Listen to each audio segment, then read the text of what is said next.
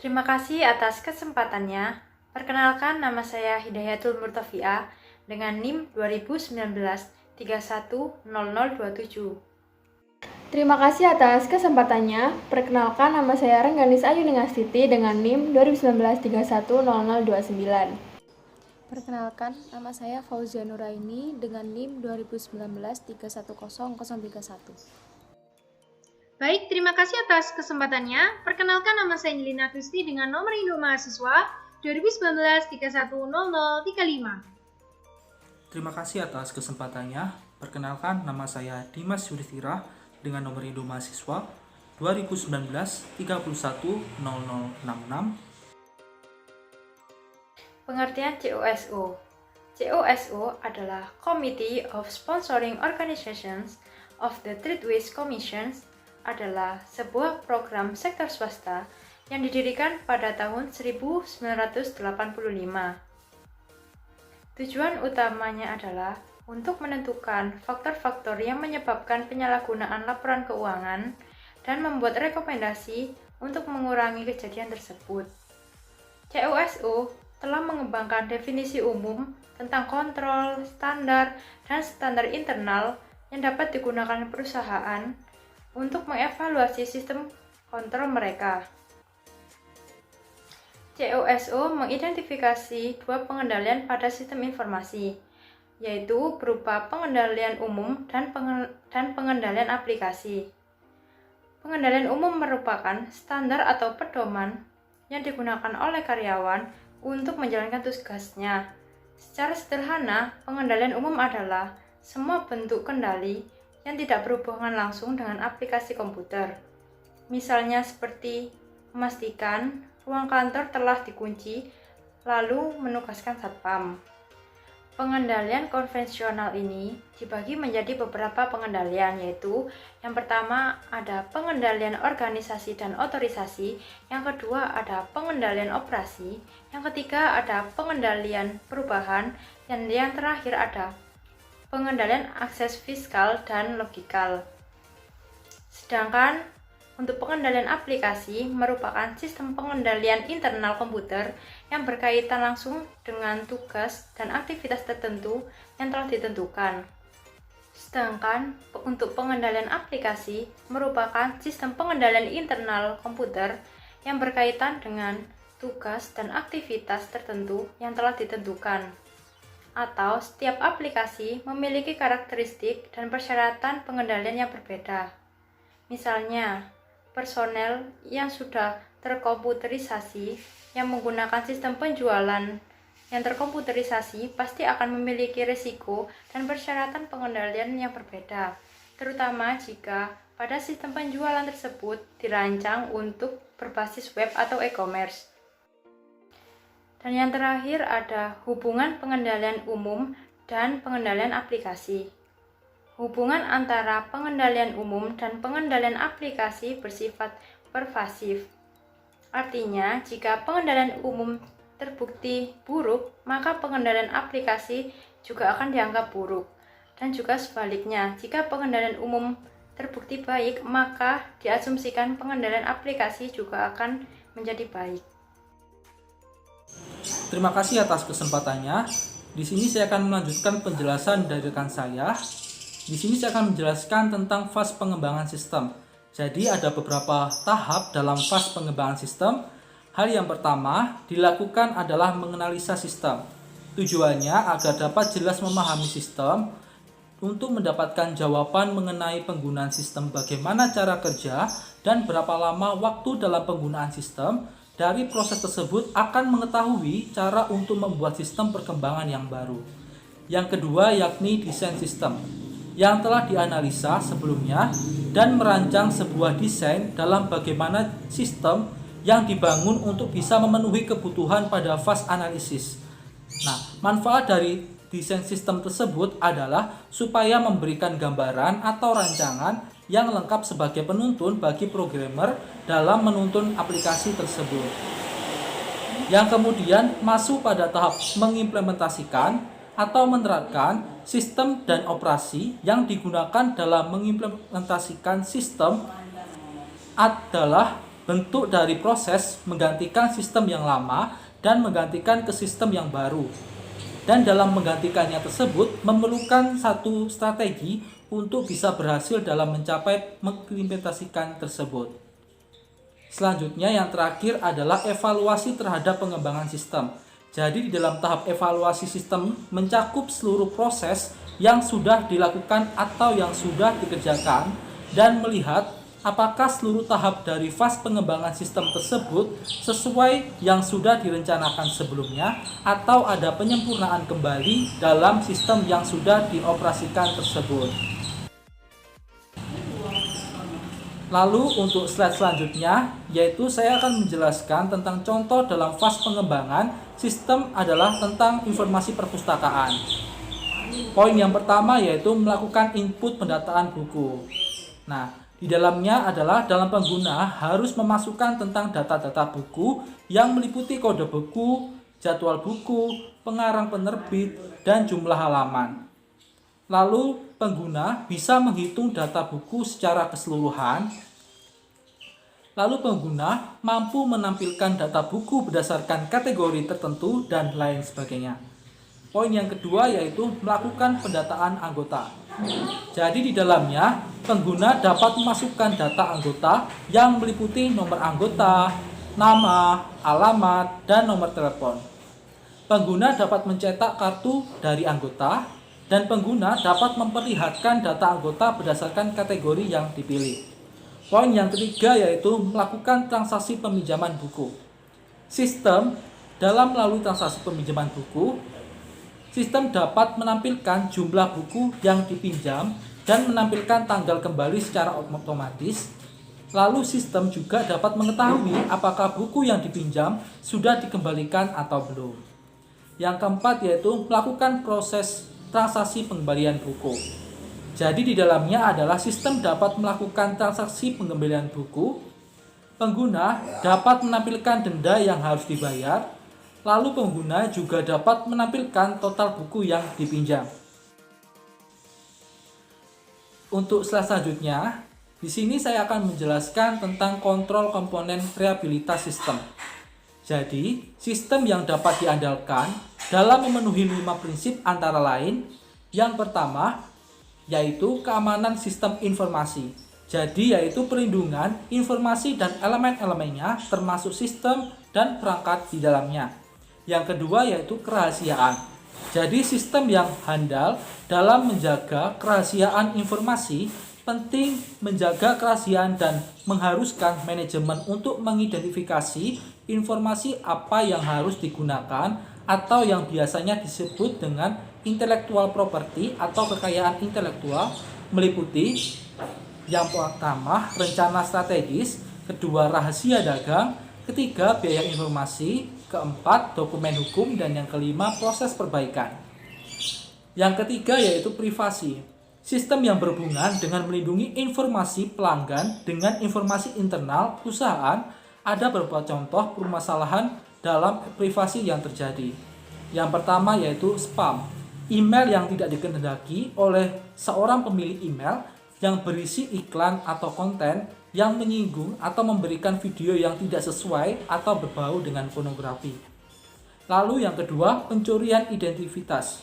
Pengguna yang secara tidak sah dalam informasi pribadi orang lain bagi keuntungan pelaku atau perusahaan memiliki akses untuk mengakses informasi tersebut, maka dari itu harus menjaga privasi tersebut. Lalu yang keempat yaitu integritas pemrosesan. Dalam integritas pemrosesan terdapat 3 poin dalam mengendalikan yang dapat digunakan untuk menghasilkan suatu sistem yang handal, antara lain pengendalian input. Jadi apabila data yang dimasukkan ke dalam sistem tidak akurat, tidak lengkap, atau tidak valid, maka hasil akhir juga akan sama saja. Contohnya dalam pengendalian input yaitu bentuk desain, pembatalan, dan penyimpanan dokumen, dan lain-lain. Untuk selanjutnya yaitu pengendalian proses. Jadi di dalam poinnya, data yang diperlukan harus cocok, memiliki label file, memiliki perhitungan kembali, total batch, lalu mempunyai pengendalian pembaruan secara bersamaan. Lalu selanjutnya yaitu pengendalian output. Jadi di dalamnya ada review pengguna atau user menggunakan mengontrol dalam mengirim sebuah data. Lalu yang kelima yaitu ketersediaan. Jadi dalam ketersediaan, suatu sistem yang handal tersedia untuk digunakan kapanpun diperlukan atau data yang bisa diakses setiap saat tanpa delay dan atau ketersediaan dengan utuh tanpa cacat. Mungkin sekian dari presentasi saya, untuk selanjutnya akan dilanjutkan oleh rekan saya. Terima kasih. Baik, terima kasih atas kesempatannya. Selanjutnya adalah mengenai konsep dasar keamanan informasi. Menurut Ramney dan Steinberg, terdapat 3 konsep dasar untuk mengamankan sebuah informasi. Yaitu yang pertama adalah security is a management issue, not a technology issue. Yaitu keamanan merupakan komponen kunci dalam pengendalian internal dan reliabilitas sistem. Walaupun keamanan informasi yang efektif mensyaratkan penggunaan alat-alat berteknologi seperti firewall, antivirus, enkripsi, keterlibatan serta dukungan manajemen senior juga jelas menjadi dasar untuk terjadinya sebuah keberhasilan. Manajemen senior harus berpartisipasi dalam pengembangan kebijakan karena mereka harus memutuskan sanksi yang akan diberikan terhadap tindakan ketidakpatuhan. Manajemen senior juga harus mengotorisasi investasi sumber daya yang diperlukan untuk mengatasi ancaman yang teridentifikasi serta mencapai level keamanan yang dikehendaki. Dari konsep pertama ini menunjukkan pentingnya peran manajemen untuk mengontrol sebuah kebijakan keamanan informasi. Yang kedua adalah time-based model of security, yaitu keamanan yang berbasis waktu ini menggunakan rumus P lebih besar dari D ditambah C. Jadi P merupakan waktu yang dibutuhkan penyerang untuk masuk dalam pengendalian preventif organisasi. Dan D merupakan waktu yang dibutuhkan untuk mendeteksi adanya penyerang yang sedang beroperasi. Untuk C merupakan waktu yang dibutuhkan untuk merespons serangan tersebut. Jadi, time-based model of security menggunakan berbagai kombinasi perlindungan preventif, detektif, korektif yang melindungi aset informasi cukup lama agar memungkinkan suatu organisasi itu dapat mengenali bahwa sebuah serangan tengah terjadi dan mengambil sebuah langkah-langkah untuk menggagalkan serangan tersebut sebelum informasi tersebut hilang atau bahkan dirusak. Yang ketiga adalah defense in depth, yaitu melakukan pertahanan secara mati-matian. Ini menggunakan berbagai lapisan pengendalian untuk menghindari sebuah poin kegagalan sekecil apapun. Terima kasih, selanjutnya akan dijelaskan oleh rekan saya. Baik, sebelumnya terima kasih atas kesempatannya. Saya akan menjelaskan seputar pengendalian berbasis teknologi informasi. Menurut Ramney and Steinberg tahun 2015 menjelaskan bahwa pengembangan sebuah sistem pengendalian internal mengharuskan pemahaman atas kapabilitas dan resiko teknologi informasi maupun cara menggunakan teknologi informasi untuk mencapai tujuan pengendalian organisasi. Akuntan dan para pengembang sistem membantu manajemen dalam mencapai tujuan pengendalian organisasi melalui yang pertama ada mendesain sistem pengendalian yang efektif yang menggunakan pendekatan yang proaktif untuk menghilangkan ancaman terhadap sistem serta mendeteksi, memperbaiki dan memulihkan kembali sistem ketika terjadi ancaman. Yang kedua, membuat sistem mudah untuk membangun pengendalian ke dalam sebuah sistem pada tahap desain awal daripada menambahkan fitur-fitur dalam sistem setelah digunakan. Selanjutnya, menurut Ramney and Steinberg tahun 2015, pengendalian intern itu melakukan 3 fungsi penting, yaitu yang pertama ada pengendalian preventif, pengendalian detektif, dan pengendalian korektif. Yang pertama ada pengendalian preventif. Pengendalian preventif merupakan pengendalian yang dilakukan untuk mencegah masalah sebelum mereka muncul.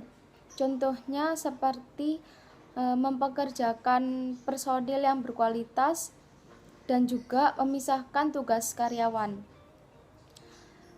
Yang kedua ada pengendalian detektif, merupakan pengendalian yang dilakukan untuk menemukan masalah yang tidak dicegah dan mencari akar permasalahan.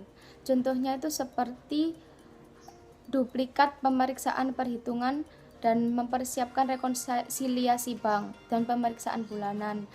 Yang ketiga itu ada pengendalian korektif, merupakan pengendalian untuk mengidentifikasi dan maupun memperbaiki dan memulihkan kembali sistem akibat error serta benar dan pulih dari kesalahan yang dihasilkan. Contohnya itu termasuk menjaga salinan cadangan dari file, mengoreksi kesalahan interdata dan mengumpulkan transaksi untuk diproses selanjutnya.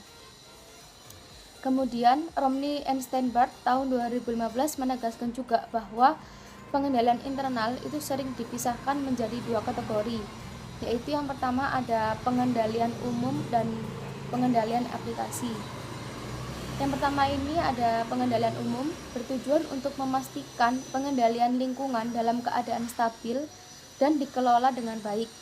Contohnya seperti mencakup keamanan, infrastruktur TI, dan akuisisi perangkat lunak, pengembangan dan pemeliharaan. Terus yang kedua ada pengendalian aplikasi, itu bertujuan untuk mencegah, mendeteksi, dan memperbaiki kesalahan transaksi dari fraud dalam program aplikasi. Pengendalian aplikasi berkaitan dengan akurasi, kelengkapan, dan otorisasi dari data yang diambil. Kemudian dimasukkan, diproses, disimpan, dikirimkan ke sistem lain, dan dilaporkan.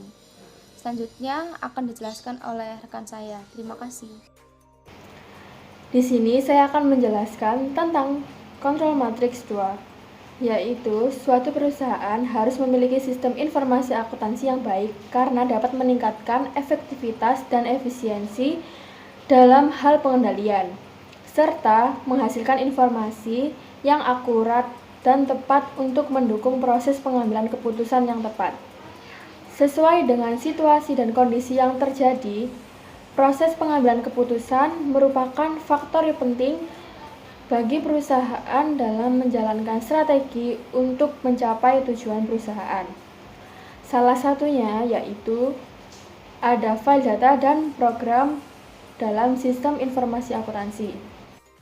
Selanjutnya saya akan menjelaskan tentang file data. Sebuah file adalah sekumpulan informasi yang tersimpan sedemikian rupa sehingga informasi ini dapat diperoleh kembali untuk penggunaan selanjutnya.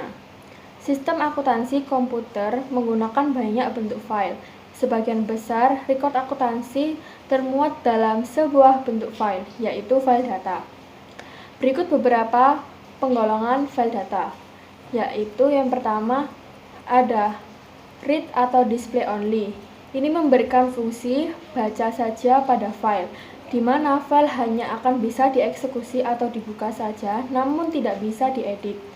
Untuk melakukan edit, biasanya akan muncul pemberitahuan bahwa file tersebut memiliki atribut read only. Yang kedua adalah read and update. Ini merupakan di mana urus baca dan analisa data tersebut lalu melakukan update pada bacaan tersebut. Yang ketiga ada read. Pada tipe pemrosesan read ini adalah pemrosesan pembacaan data. Contohnya reading atau pembacaan data dalam sistem informasi akuntansi adalah membaca laporan keuangan perusahaan. Lalu update. Pada tipe pemrosesan update ini dilakukan pembaruan data. Sebagai contoh, tipe pemrosesan update adalah pembaruan data piutang atau account receivable saat terjadi transaksi pengiriman barang. Lalu yang terakhir ada create and delete. Pada aktivitas create ini akan dimasukkan data entitas baru atau data transaksi baru. Sebagai contoh adalah memasukkan data pelanggan baru. Dan tipe pemrosesan data transaksi delete adalah penghapusan data yang dianggap tidak relevan lagi. Sebagai contoh penghapusan data pelanggan yang sudah tidak aktif lagi. Dalam aplikasi sistem informasi akuntansi yang tersusun dengan baik, biasanya tidak ada aktivitas penghapusan delete, tetapi digantikan dengan memberikan status di delete saja supaya histori transaksi tetap terjaga. Selanjutnya saya akan menjelaskan tentang program. Program merupakan kumpulan instruksi yang digunakan untuk mengatur komputer agar dapat menjalankan tindakan tertentu. Jika tanpa program, komputer sesungguhnya tidak bisa berbuat apa-apa atau tidak akan berfungsi. Hanya mesin menjadi kosong. Jenis program ada dua, yaitu no access dan execute. Execute ini merupakan suatu keseluruhan bagian dari software yang executable. Program ini merupakan himpunan atau kumpulan instruksi tertulis yang dibuat oleh programmer atau sebuah bagian executable dari suatu software. Lalu, pemisahan fungsi dan struktur organisasi fungsi TI ada 4, yaitu yang pertama, pengembangan sistem dan operator komputer, dan yang kedua, database administrator dengan fungsi lainnya, dan yang ketiga, pengembangan sistem yang baru dengan pemelihara, dan yang terakhir, ada 4, struktur organisasi yang superior. Sekian penjelasan dari saya, terima kasih.